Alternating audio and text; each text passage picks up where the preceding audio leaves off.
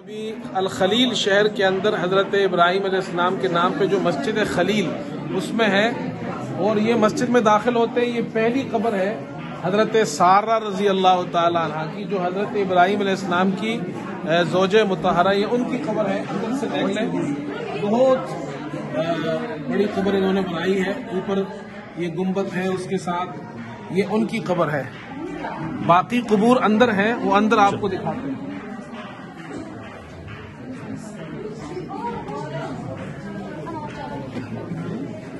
یہ ہے مسجد، اور یہ جو قبور ہے وہ اس مسجد کے نیچے ہے، جو اس کے نیچے ہے زیر زمین ہے، لیکن انہوں نے اس کے اوپر یہ مقام علامت بنائی ہوئی ہے، تو اس لیے یہ پوری مسجد ہے۔ یہ آپ دیکھیں آگے، یہ ساری مسجد ہے، لیکن یہ اوپر مقام ہے۔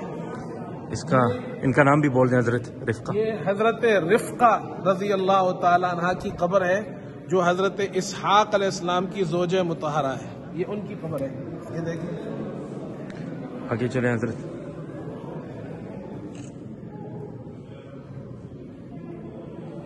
اچھا، یہ مسجد کا محراب ہے، یہ آپ دیکھیں، اور یہ آپ کو آگے یہ ممبر نظر آ رہا ہے۔ یہ ممبر جو ہے حضرت صلاح الدین ایوبی رحمۃ اللہ علیہ نے جب بیت المقدس کو فتح کیا تھا تو انہوں نے یہ مسجد یہ ممبر بنایا تھا، اس کو صلاح الدین ایوبی کا ممبر کہا جاتا ہے۔ آج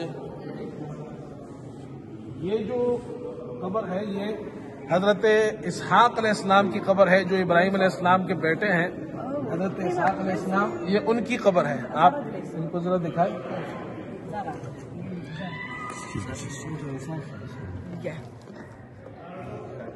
یہ اوپر نام لکھا ہوا ہے، اور حضرت اسحاق علیہ السلام کی قبر ہے۔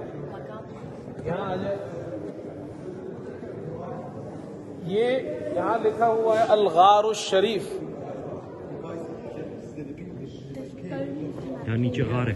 یہاں نیچے جو اصل میں جو نیچے زیر زمین جگہ ہے، وہ یہاں سے انہوں نے ایک علامت کے طور پر یہ بنایا ہے، اوپر یہ جگہ اوپر بنائی ہے۔ اس کے نیچے اصل زیر زمین جگہ ہے، وہ سارے قبور وہاں پر ہیں۔ یہ اندر کا حصہ ہے،